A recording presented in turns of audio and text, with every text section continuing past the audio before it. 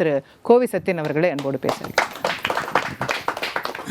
27 விழுக்காடுன்னு சொல்லி நாங்கள் மெடிக்கலில் வாங்கி கொடுத்தோம், ஒரு நீதிமன்றம் போய் வாங்கி கொடுத்தோன்னு. ஆனால் இந்தியாவிலே எந்த மாநிலத்தும் இல்லாத 69% விழுக்காடு இடஒதுக்கீடு கொடுத்தது புரட்சி தலைவி அம்மா ஆட்சியில் தான். அழுத்தம் கொடுத்து அங்கே மத்திய அரசு செய்ய வச்சது புரட்சி தலைவி அம்மா.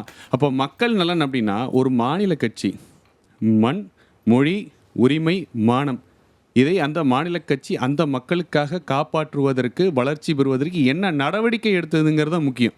நான் அடுத்த சுற்றில் இந்த தரவுகளை அஇஅதிமுக காங்கிரஸுடன் கூட்டணியில் இருந்தபோது என்ன சாதித்தது, பிஜேபியுடன் இருந்தபோது என்ன சாதித்ததுன்னு சொல்கிறேன்.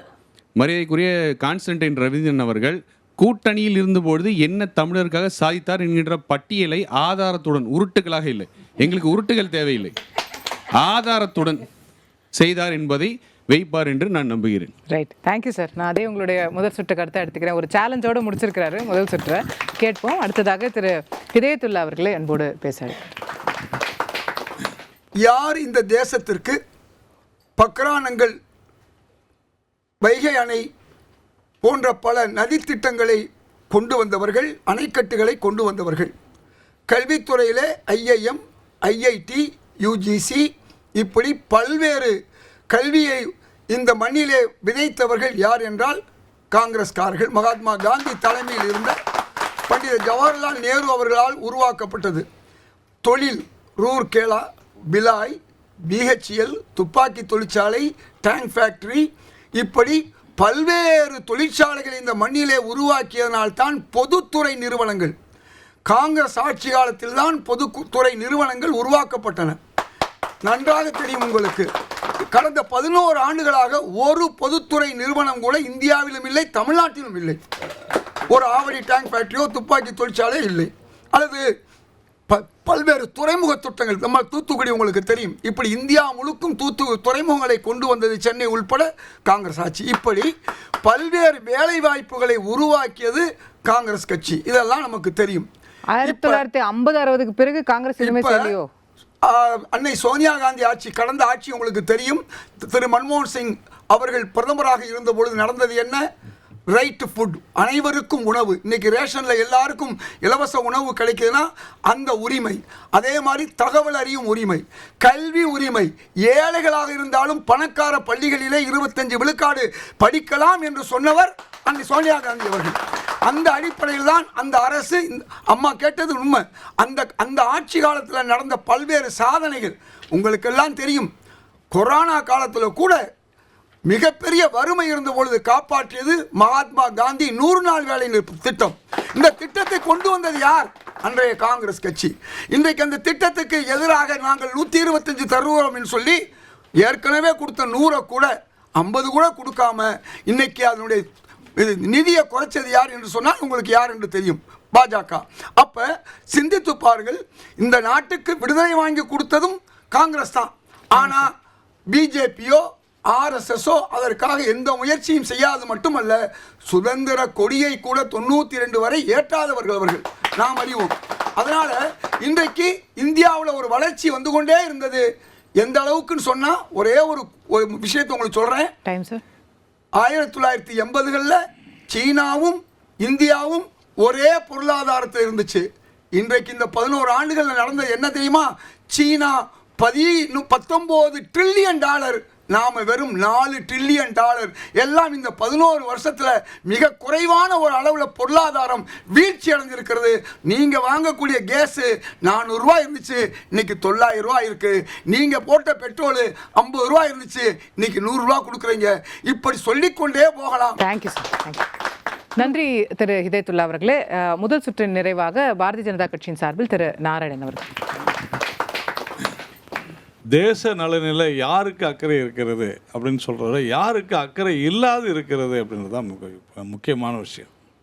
இந்த நாட்டில் இருக்கக்கூடிய, ஏன் இந்த உலகத்தில் இருக்கக்கூடிய அனைவருக்குமே அவரவருடைய தேசம் குறித்து, அந்த நலன் குறித்து அக்கறை இருக்கும். அதன் குறித்து, அந்த தேசம் குறித்து பாசம் இருக்கும். ஒவ்வொருடைய பார்வை வித்தியாசப்படும், அவ்வளவுதான். உதாரணத்திற்கு நம்முடைய நாம் தமிழர் கட்சியினுடைய நண்பர் சொன்னார், தமிழ்தான் தேசம், தமிழ்தான் தேசியம் என்றெல்லாம் சொன்னார்.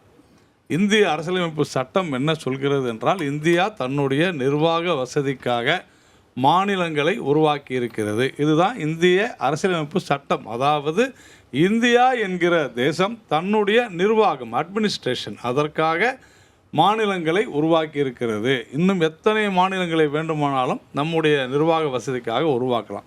முதல்ல இந்த ஒரு தெளிவான கிளாரிட்டி இது நமக்கு வேண்டும். அதே போல் ஒரு தேசம் அதனுடைய நலன் என்று சொன்னால் அந்த தேசத்தினுடைய கட்டமைப்பு என்பது இன்ஃப்ராஸ்ட்ரக்சர். அந்த இன்ஃப்ராஸ்ட்ரக்சர், இந்த கட்டமைப்பு எப்படி உருவாகுது அப்படின்னு சொன்னால், தங்க நாற்கர சாலை, அந்த தங்க நாற்கர சாலை வந்ததுனால தான் இன்றைக்கி இந்த நாட்டில் ஒரு மிகப்பெரிய மாற்றம், ஒரு எழுச்சி. நம்ம எல்லாருமே கிராமப்புறங்களில் வந்தவங்க தான். மனசாட்சியை தொட்டு சொல்ல வேண்டும் என்று சொன்னால், தங்க நாற்கர சாலை திட்டம் வந்த பிறகுதான் கிராமங்கள் நகரங்களாயின. நகரங்களை நோக்கி மக்கள் வர துவங்கினார்கள். நகரங்கள் கிராமங்களை நோக்கி போக துவங்கியது. அந்த தங்க நாற்கர சாலையை கொடுத்தது மரியாதைக்குரிய அடல் பிகாரி வாஜ்பாய் அவர்களுடைய பாரதிய ஜனதா கட்சியினுடைய ஆட்சியில் என்பதை யாராலுமே மறக்க முடியாது. சர்வசிக்ஷா அபியான் என்கிற திட்டத்தின் மூலமாக அனைவருக்கும் கல்வி திட்டத்தை கொடுத்தது அடல் பிகாரி வாஜ்பாய் அவர்கள். 100 நாள் வேலைவாய்ப்பு திட்டத்தில் குறைச்சிட்டாங்கன்றாங்க. 2014 100 நாள் வேலைவாய்ப்பு திட்டத்திற்கான ஒதுக்கீடு 35,000 கோடி ரூபாய். இப்பொழுது இந்த வருடம் 1,53,000 கோடி ரூபாய் அப்படின்னு சொல்லலாம். ஒரு 15 வருடங்களுக்கு முன்னால் நாம் இருந்த சூழ்நிலை என்ன, இன்றைக்கி எப்படி இருக்கிறோம், தனித்தனியாக நம்ம யோசனை பண்ணி பார்த்தோம்னா நம்முடைய பொருளாதார முன்னேற்றம் என்பது ஒரு நாடு இல்லை, ஒரு தனி மனிதனுடைய பொருளாதாரம் இன்றைக்கி முன்னேறி இருக்கிறதா இல்லையா என்றால் உறுதியாக வசதி வாய்ப்புகள் முன்னேறி இருக்கிறது என்பதில் யாருக்குமே மாற்று கருத்து இருக்க முடியாது. ஒவ்வொரு மனிதனையும் இன்றைக்கி ஒவ்வொரு இந்தியர்களுடைய வாழ்விலும் வறுமை அகற்றி இன்றைக்கு பொருளாதாரத்தை சிறக்க செய்திருப்பது பாரதிய ஜனதா கட்சியினுடைய ஆட்சி அப்படின்றது தான் உண்மை. அடுத்த சுற்றில் விரிவாக பேசுகிறேன். Thank you sir. 2.73 கோடிக்கும் அதிகமான மக்களின் உள்ளங்களை வென்ற தந்தி டிவியின் டிஜிட்டல் தளங்கள், 1.26 கோடி யூடியூப் சப்ஸ்கிரைபர்ஸ், 47 லட்சம் ஃபேஸ்புக் ஃபாலோவர்ஸ், 26 லட்சம் இன்ஸ்டாகிராம் ஃபாலோவர்ஸ், 23 லட்சம் எக்ஸ் ஃபாலோவர்ஸ், 11 லட்சம் தந்தி ஆப் டவுன்லோட்ஸ், 30 லட்சம் வெப்சைட் மந்த்லி ஆக்டிவ் யூசர்ஸ், 14 லட்சம் வாட்ஸ்அப் ஃபாலோவர்ஸ். அசுரபலம் கொண்ட எங்கள் டிஜிட்டல் கரங்களில் உங்கள் விளம்பரங்களை சேர்க்க வாட்ஸ்அப் பண்ணுங்க 8939888378. Email advtanditv@dttv.in. 1,26,00,000 மனங்களை வென்ற தந்தி டிவி யூடியூப் சேனல், தவிர்க்க முடியாத தம்ப்நெயில்ஸ், கலக்கலான கான்டென்ட்ஸ். நீங்களும் இந்த குடும்பத்தில் இணைய இப்பவே சப்ஸ்கிரைப் பண்ணுங்க. அசுரபலம் கொண்ட எங்கள் டிஜிட்டல் கரங்களில் உங்கள் விளம்பரங்களை சேர்க்க வாட்ஸ்அப் பண்ணுங்க 8939888378. Email advtanditv@dttv.in.